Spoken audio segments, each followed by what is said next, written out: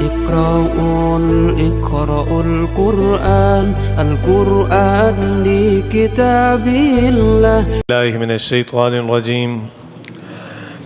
بسم الله الرحمن الرحيم. واللائي يئسن من المحيض من نسائكم إن ارتبتم فعدتهن 3 أشهر واللائي لم يحضن وأولاة الأحمال أجلهن أن يضعن حملهن ومن يتق الله يجعل له من أمره يسرا ذلك أمر الله أنزله إليكم ومن يتق الله يكفر عنه سيئاته ويعظم له أجرا أسكنوهن من حيث سكنتم من وجدكم ولا تضاروهن لتضيقوا عليهن وإن كن أولات حمل فأنفقوا عليهن حتى يضعن حملهن فإن أرضعن لكم فآتوهن أجورهن وأتمروا بينكم بمعروف وإن تعاسرتم فسترضع له أخرى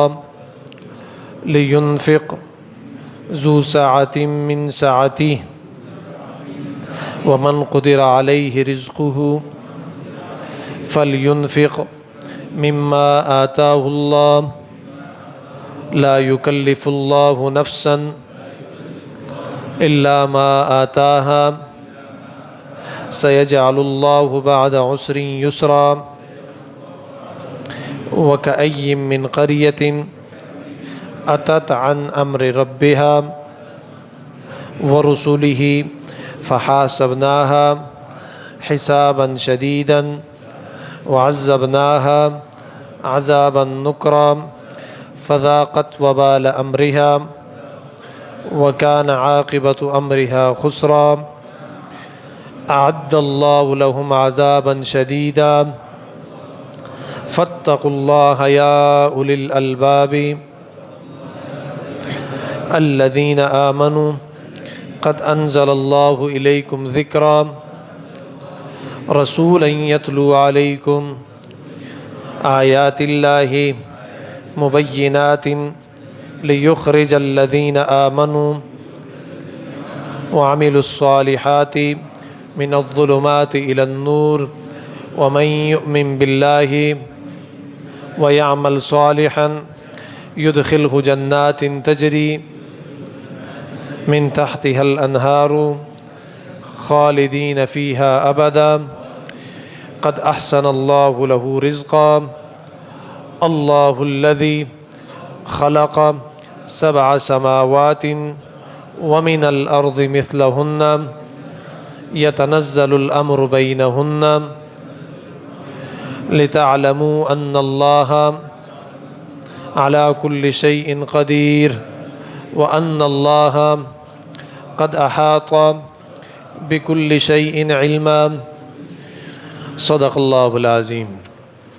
یہ سورۃ الطلاق ہے، اور کل کے سبق میں ہم نے طلاق سے متعلق کچھ مسائل پڑھے تھے۔ ایک بات تو ہم نے یہ پڑھی کہ جس طرح نکاح ضرورت ہے تو بسا اوقات طلاق کی بھی ضرورت آتی ہے، لیکن ضرورت کب آتی ہے اس موقع کو آپ کل پڑھ چکے ہیں۔ تو اب اگر طلاق دینی ہے تو کیسے دینی ہے، کتنی دینی ہے، اور کس طرح دینی ہے، دینے کا انداز کیا ہونا چاہیے، کب دینی ہے اور کتنی دینی ہے، تینوں ایک ساتھ دینی ہے، پاکی میں دینی ہے کہ ناپاکی میں دینی ہے، کیوں دینی ہے، چھوٹی چھوٹی باتوں پہ طلاق دینی ہے، یا 1 دی تو پھر کیا ہوگا، 2 دی تو پھر کیا ہوگا، 3 دی تو پھر کیا ہوگا، تینوں ایک ساتھ دی تو پھر کیا ہوگا، 3 سے زائد دی تو پھر کیا ہوگا۔ یہ سارے مسئلے کل آپ پڑھ چکے ہیں۔ آج کے سبق میں صرف ایک ہی مسئلہ پڑھیں گے، وہ مسئلہ ہے طلاق کا نتیجہ۔ اب طلاق تو دے دی، اور یہ بات وہاں پر میں نے عرض کی تھی، رسول اللہ صلی اللہ علیہ وسلم کی حدیث ہے کہ 3 چیزیں ایسی ہیں کہ وہ دینے سے دے دی جاتی ہیں، ہو جاتی ہیں، گپ شپ میں ہوں یا حقیقت میں ہوں۔ ایک ہے طلاق،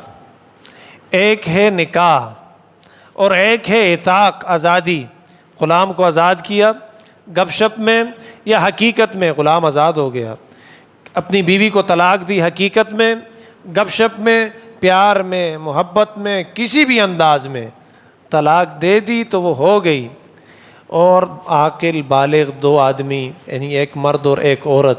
ایک کہے کہ میں نے اپنا آپ کو دے دیا، اور دوسرے نے کہا کہ میں نے تجھے اپنے لیے، اپنے نفس کے لیے قبول کر دیا، تو یہ نکاح واقع ہو جاتا ہے، اگرچہ یہ گپ شپ میں کیوں نہ ہو۔ یہ 3 چیزیں۔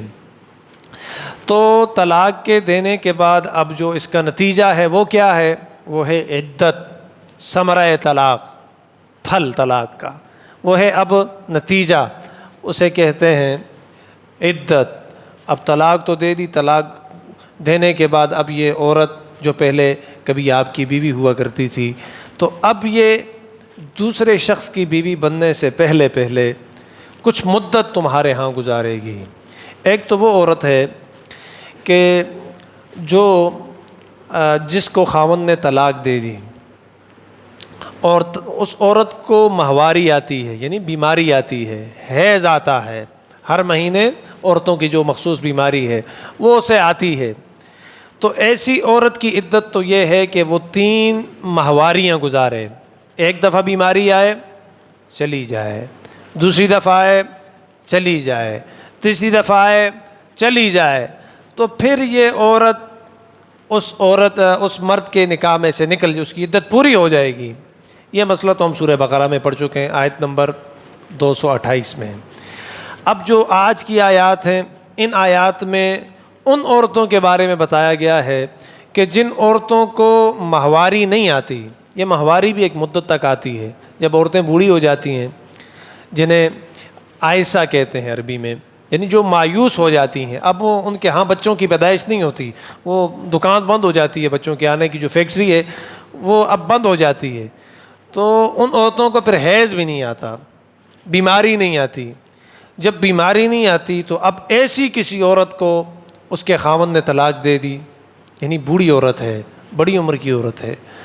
تو جھگڑا تو کبھی بھی ہو سکتا ہے، کسی بھی وقت ہو سکتا ہے، اور کسی جگہ پہ بھی ہو سکتا ہے۔ ایک شعر ہے نا کسی کا کہ کسی بھی وقت کسی بھی گھر میں کوئی بھی ایکشن ہو سکتا ہے، امی گرمی کھا سکتی ہے اور ابا ٹھنڈ ہو سکتا ہے۔ تو کوئی پتہ نہیں، یہ بوڑھا ابا ہو یا بوڑھی اماں ہو، جوان ہو یا جیسے بھی ہوں، تو یہ لڑائی ہر وقت ہوتی رہتی ہے۔ تو اب اگر کوئی ایسا جوڑا ہے کہ جو بوڑھے ہیں، تو بوڑھے نے اپنی بوڑھیا کو طلاق دے دی، اس کو تو اب حیض نہیں آتا۔ ہم نے تو سورہ بقرہ میں پڑھا تھا اس عورت کے متعلق کہ جس کو ہر مہینے حیض آتا ہے، بیماری آتی ہے، ماہواری آتی ہے، تو بوڑھیوں کو تو نہیں آتی، یہ اب اپنی عدت کیسی گزارے گی، اس سے متعلق احکامات ہیں ایک۔ اور ہر عورت تو ایسی نہیں ہوتی کہ جسے حیض آتا ہو، بعض عورتیں ہیں کہ جن کا حیض آنا بند ہو جاتا ہے باوجود اس کے کہ وہ بوڑھیا نہیں ہوتی۔ مثال کے طور پر جس عورت کے پیٹ میں بچہ ہو، ایسی عورت کو حیض نہیں آتا،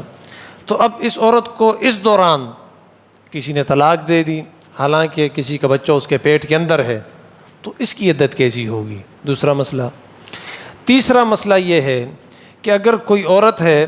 کہ وہ بالغہ نہیں ہے، اس کو بھی حیض آتا ہی نہیں ہے،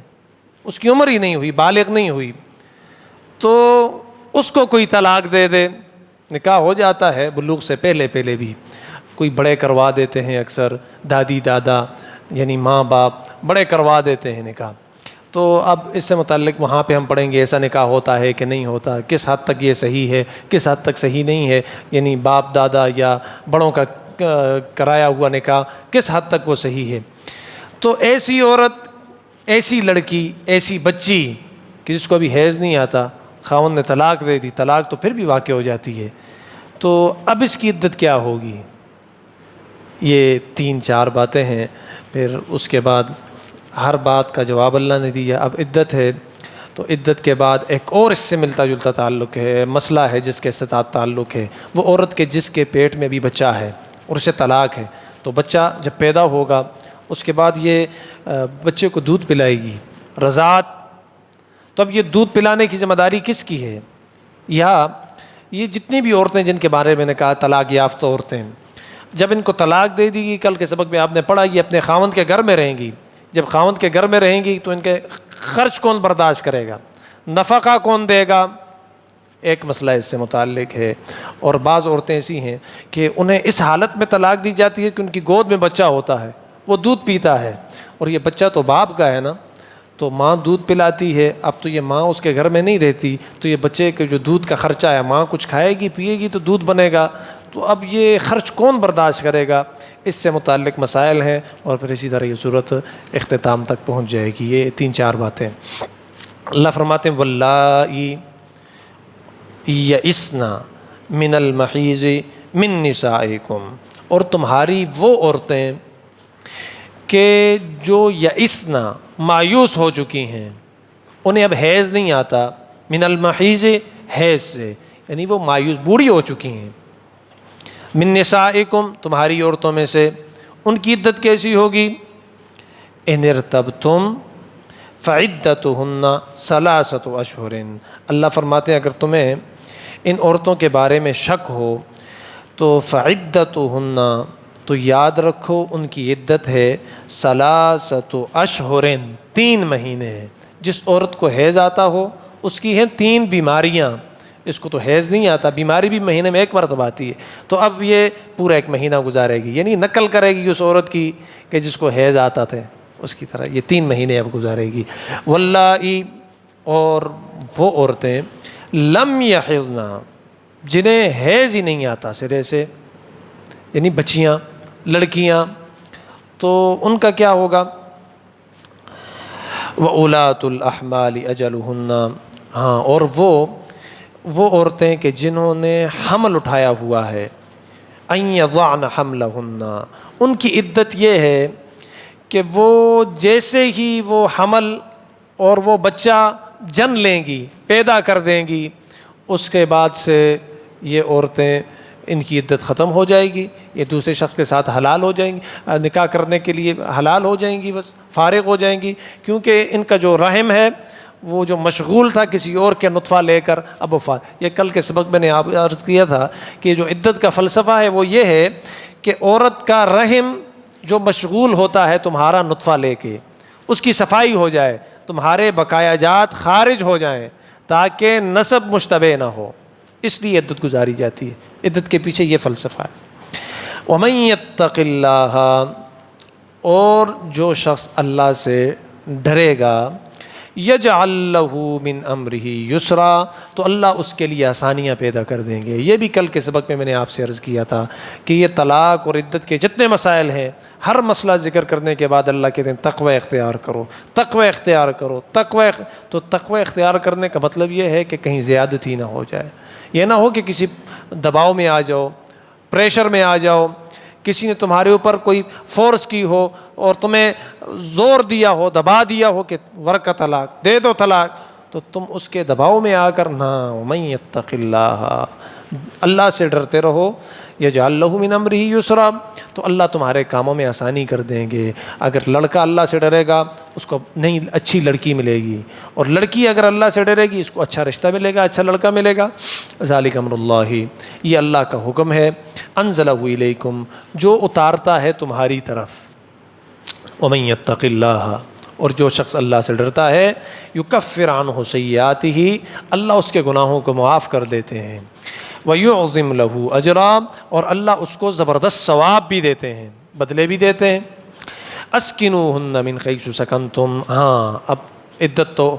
طلاق تو ہو گئی، اب عدت گزارے گی، وہ ساری 4-5 قسم کی جتنی عورتیں ہیں وہ ساری پوزیشنیں میں نے آپ سے ہم نے واضح کر دی، تو اب یہ عورت رہے گی کہاں پر؟ اس سے متعلق أَسْكِنُوهُنَّ مِنْ حَيْثُ سَكَنْتُمْ، اللہ فرماتے ہیں ان عورتوں کو اپنی حیثیت سے مطابق، اپنی حیثیت کے مطابق اس جگہ پر رکھو، من حیث سکنتم من وجدکم، جہاں پر تم خود رہتے ہو، جس گھر میں خود رہتے ہو اسی گھر میں اس طلاق یافتہ عورت کو رکھو۔ اس میں دو فائدے ہیں۔ ایک تو یہ ہے کہ یہ عورت کہیں باہر شادی کر لے گی اور عدت گزرنے سے پہلے کسی اور سے، تو تمہارا وہ نطفہ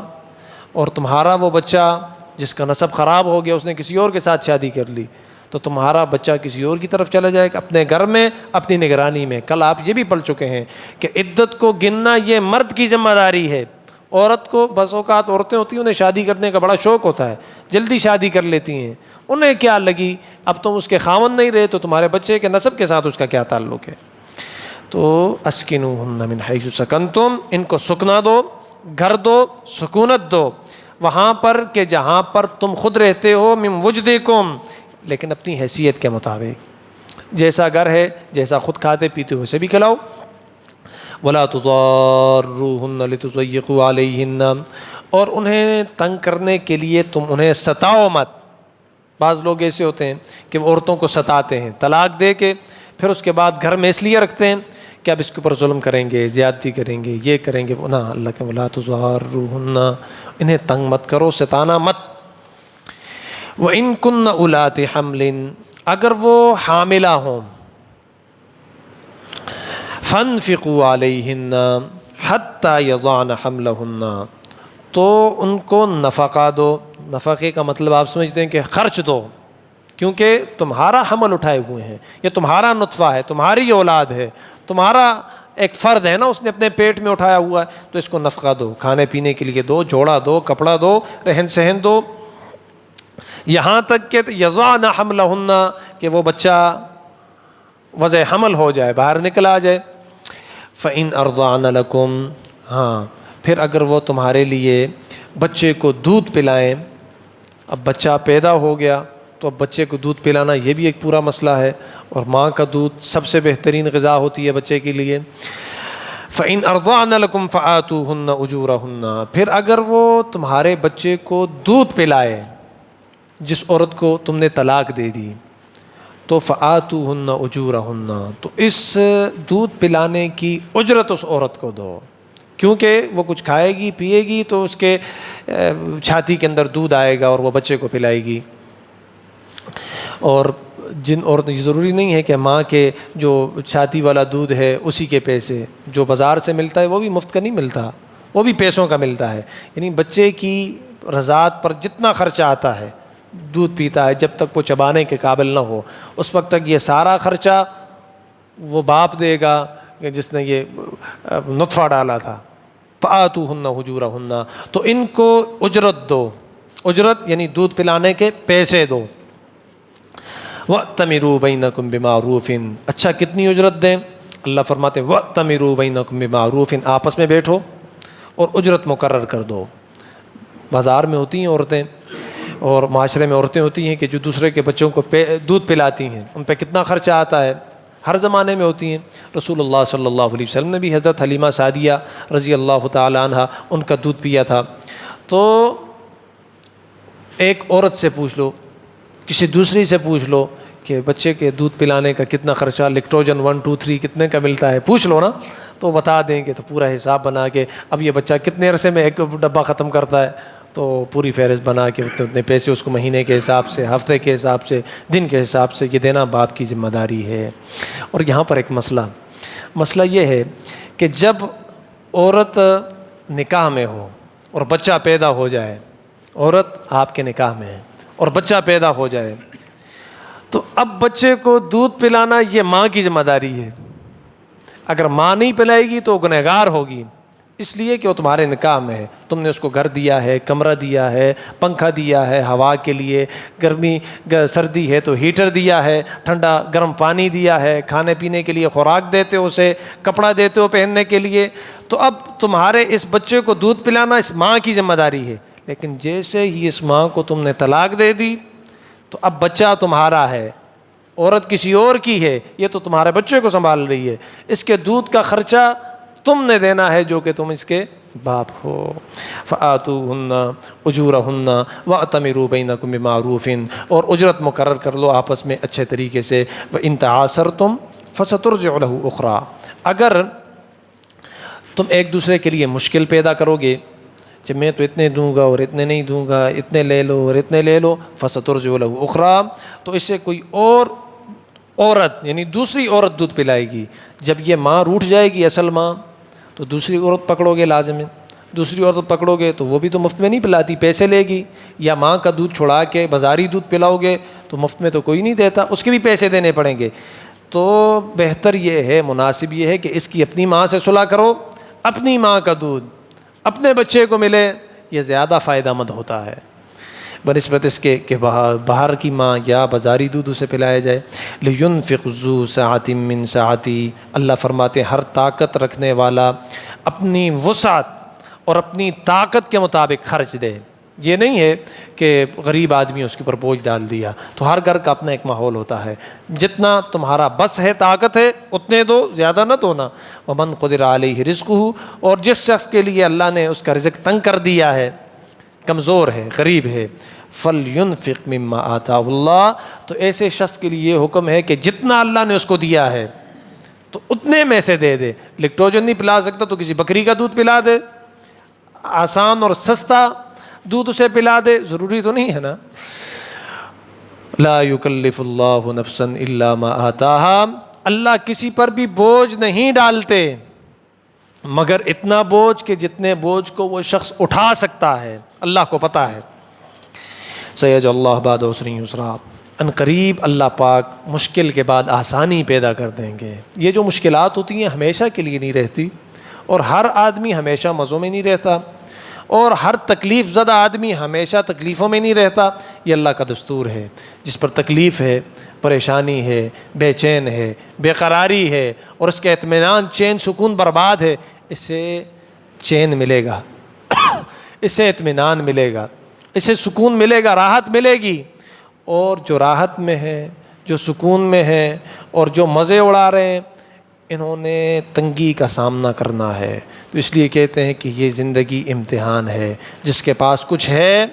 اس کا بھی امتحان ہے، اور جس کے پاس کچھ نہیں ہے اس کا بھی امتحان ہے۔ ایک کا صبر کا امتحان ہے اور دوسرے کا شکر کا امتحان ہے۔ جس کے پاس ہے وہ کتنا شکر ادا کرتا ہے، جس کے پاس نہیں ہے وہ کتنا صبر کرتا ہے۔ تو سیجعل اللہ بعد عسر یسرا، ان قریب اللہ پاک مشکل کے بعد آسانیاں پیدا کر دیں گے۔ یہ بہت بڑی تسلی ہے، بہت بڑی تسلی ہے۔ وَكَأَيٍّ مِّن قَرْيَةٍ، اور اللہ فرماتے ہیں کتنی ہی ایسی بستیاں گزری ہیں، أَتَتْ عَنْ أَمْرِ رَبِّهَا وَرُسُولِهِ، جنہوں نے اللہ اور اس کے رسول کے احکامات کی نافرمانی کی ہے۔ فَحَاسَبْنَاهَا حِسَابًا شَدِيدًا، اللہ فرماتے ہیں ہم نے ان کا حساب کیا ہے، بڑا سخت حساب۔ ہاں، وَعَذَّبْنَاهَا عَذَابًا شَدِيدًا، نہ خیر دے ختم بشیوس، وَعَذَّبْنَاهَا عَذَابًا شَدِيدًا، اور انہیں ایسا عذاب دیا، عذابًا نُکْرًا، ایسا عذاب کہ اس سے پہلے ایسا عذاب اللہ نے کسی کو نہیں دیا۔ فَذَاقَتْ وَبَالَ أَمْرِهَا، چنانچہ انہوں نے اپنے اعمال کا مزہ اور ذائقہ چکھا، انہوں نے اللہ اور رسول کی نافرمانی کی تو ہم نے عذاب بھیج دیا۔ وَكَانَ عَاقِبَةُ أَمْرِهَا خُسْرًا، اور ان کا انجام ہوا کیسا، لیکن نقصان ہی نقصان ہوا، خسران ہوا، تاوان ہوا۔ أَعَدَّ اللَّهُ لَهُمْ، اللہ نے تیار کیا ہے ان کے لیے عذابًا شدیداً، بڑا سخت قسم کا عذاب۔ فَاتَّقُوا اللَّهَ، تو ڈرو اللہ سے، یا اولی الالباب، اے عقل مندو اللہ سے ڈرو۔ فضول میں طلاقیں نہ دو، فضول میں معاشرے کا چین خراب نہ کرو، اطمینان خراب نہ کرو، بات بات پہ طلاق طلاق طلاق، یہ کیا ہوتا ہے؟ اور باتیں کہو، مسئلہ تمہارا اپنا ہے، سودا تمہارا نہیں بکتا، اور درمیان میں اپنی عورت کو لٹکایا ہوا ہے۔ دراصل یہ جو عورتیں ہیں، پتہ نہیں آپ میری اس بات سے اتفاق کریں گے کہ نہیں، ہم نے بہت ساری کتابوں میں پڑھا کہ اس معاشرے کا حسن عورت ہے، معاشرے کا حسن عورت ہے۔ اگر یہ ماں کی صورت میں ہے تو یہ رحمت ہے، بیٹی ہے پھر رحمت ہے، نعمت ہے اللہ کی، بیوی ہے تو یہ پھر بھی نعمت ہے اللہ کی طرف سے، ساس ہے تو پھر نعمت ہے اللہ کی طرف سے، دادی ہے، نانی ہے، ان کے اندر اللہ نے شفقت کوٹ کوٹ کے بھری ہوتی ہے، لیکن ان کی شفقت سے غلط فائدہ، بعض ماں کی بے ادبی شروع کر دیتے ہیں، بعض بہنوں کو کچھ نہیں سمجھتے، بعض بیٹیوں کو اپنے لیے عذاب سمجھتے ہیں، بعض عورتوں کو اپنے لیے خادمائیں سمجھتے ہیں، حالانکہ بہت سارے مسائل ہمارے ان عورتوں کی وجہ سے سدھرے ہوئے ہیں۔ یہ مرد ایسے ہوتے کہ ہم ایک دوسرے کو پہچان نہ سکتے اگر ہمارے گھر میں عورتیں نہ ہوتی۔ پکا کے ہمیں دیتی ہیں، دھو کے ہمیں دیتی ہیں، ہمارے گھر کو صاف ستھرا کرتی ہیں، ہمیں انسان بنا کر بھیجنے والی عورت ہے۔ اس کے پیچھے ایک بہت بڑا فلسفہ کار فرما ہے، لیکن بدقسمتی سے پتہ نہیں کس نے، حالانکہ اسلام نے بہت زیادہ عورت کو پروموٹ کیا ہے، اس کی حوصلہ افزائی کی ہے، عورت کا مقام بتایا ہے اسلام نے۔ اسلام سے پہلے عورت کا کیا مقام تھا؟ کچھ بھی نہیں تھا۔ اسلام نے بتایا یہ تمہاری ماں ہے، اس کے پاؤں کے نیچے جنت ہے، یہ تمہاری بیوی ہے، تمہاری آنکھوں کا نور ہے، تمہاری ننگ ہے، تمہاری غیرت ہے، تمہاری بیٹی ہے، تمہارے لیے رحمت ہے۔ رسول اللہ صلی اللہ علیہ وسلم نے فرمایا جس شخص کی 2 بیٹیاں ہوں اور جو ان کو پالے پوسے تربیت کرے، اچھی جگہ پہ نکاح کروا دے، اللہ کے سچے رسول صلی اللہ علیہ وسلم نے فرمایا کل قیامت والے دن وہ میرے ساتھ اس طرح ہوگا جس طرح یہ 2 انگلیاں ہوتی ہیں۔ تو یہ مقام کس وجہ سے ملا؟ بیٹیوں کی وجہ سے ملا۔ تو بیوی ہے، اچھی بیوی ہے، آپ صلی اللہ علیہ وسلم نے فرمایا الدنیا کلھا متاع، دنیا سارے کا سارا عارضی فائدہ ہے، لیکن تمہیں پتہ ہے اس عارضی فائدے میں سے سب سے بڑا فائدہ کیا ہے؟ وَخَيْرُ مَتَاعِ الدُّنْيَا الْمَرْأَةُ الصَّالِحَةُ، اس دنیا کے فائدوں میں سے سب سے بڑا فائدہ یہ ہے کہ کسی کو نیک بیوی مل جائے۔ اگر ماں ہے، آپ صلی اللہ علیہ وسلم نے فرمایا الجنۃ تحت اقدام الامہات، تمہاری ماں کے قدموں کے نیچے اللہ نے جنت کو رکھا ہے۔ تو تمہاری دادیاں ہیں، نانیاں ہیں، وہ ہاتھ اٹھاتی ہیں، اللہ کا عرش کانپ جاتا ہے، تمہارے حق میں دعائیں قبول ہو جاتی ہیں۔ تو خیر، فذاقت وبال امرہا وکان عاقبۃ امرہا خسرا، اعد اللہ لہم عذابا شدیدا فاتقوا اللہ، ڈرو اللہ سے، یا اولی الالباب، اے عقل کے خاوندو، عقل مندو، الذین آمنوا، عقل والے کون ہیں؟ جو ایمان لائے، قد انزل اللہ الیکم ذکرا، ہم نے ان کی طرف ایک نصیحت بھیجی، وہ نصیحت قرآن کی شکل میں ہے، اور وہ نصیحت ہے رسولاً، رسول کی شکل میں، یتلو علیکم، جو تلاوت کرتے ہیں تم پر، آیات اللہ، اللہ کی آیات، مبینات، واضح کھول کھول کر اللہ کی آیتوں کو، لیخرج الذین آمنوا، تاکہ وہ نکالیں ان لوگوں کو کہ جو ایمان لائے، وعملوا الصالحات، اور جنہوں نے نیک اعمال کیے، من الظلمات الی النور، ظلمتوں سے نور کی طرف، یعنی تاریکیوں سے روشنی کی طرف، ومن یؤمن باللہ، اور جو شخص اللہ پر ایمان لائے، وَيَعْمَلْ صَالِحًا، اور وہ عمل کرے نیک، يُدْخِلْهُ جَنَّاتٍ تَجْرِي مِن تَحْتِهَا الْأَنْهَارُ خَالِدِينَ فِيهَا أَبَدًا، اللہ داخل کر دیں گے اسے ایسے جنتوں میں کہ جن کے نیچے نہریں بہتی ہیں، ہمیشہ رہیں گے ان جنتوں میں۔ قد احسن اللہ لہ رزقا، اللہ نے ایسے لوگوں کے لیے بہت بہترین رزق کا انتظام کیا ہے وہاں پر۔ اللہ الذی، اللہ تو وہ ذات ہے، خلق 7 سماوات، جس نے پیدا کیا 7 آسمانوں کو، ومن الارض، اور زمینوں کو، مثلہن، اسی کی طرح، جس طرح 7 آسمان ہیں اسی طرح 7 زمینیں بھی ہیں۔ اب قرآن اور حدیث میں اس کی مزید کوئی وضاحت اتنی نہیں ہے کہ یہ کیسی ہیں، تہبتیں ہیں، اوپر ہیں، نیچے ہیں، لیکن ہیں، اللہ نے کہہ دیا تو ہیں، ضرور ہیں، ٹھیک ہے۔ تو یتنزل الامر بینہن، اور نہ یہ کوئی ایسا مسئلہ ہے کفر اسلام کا کہ وہ زمینیں کیسی ہیں اور ہم کون سی زمین پر ہیں، اور ہم سے نیچے کتنی زمینیں ہیں اور ہم سے اوپر کتنی زمین، یہ اللہ سمجھتے ہیں کہ کون سی زمین ہے اور کہاں پر ہے اور کیسے ہے۔ قد احسن اللہ لہ رزقا، یتنزل الامر بینہن، اللہ کا حکم ان کے درمیان اترتا رہتا ہے، لتعلموا ان اللہ، تاکہ تمہیں معلوم ہو جائے کہ ان اللہ علی کل شیء قدیر، اللہ پاک ہر چیز پر کیا ہے؟ قادر ہیں۔ وان اللہ قد احاط بکل شیء علما، اور اللہ تعالیٰ کا علم ہر چیز کا احاطہ کیے ہوئے ہے۔ اللہم ربنا تقبل منا انک انت السمیع العلیم وتب علینا انک انت التواب الرحیم۔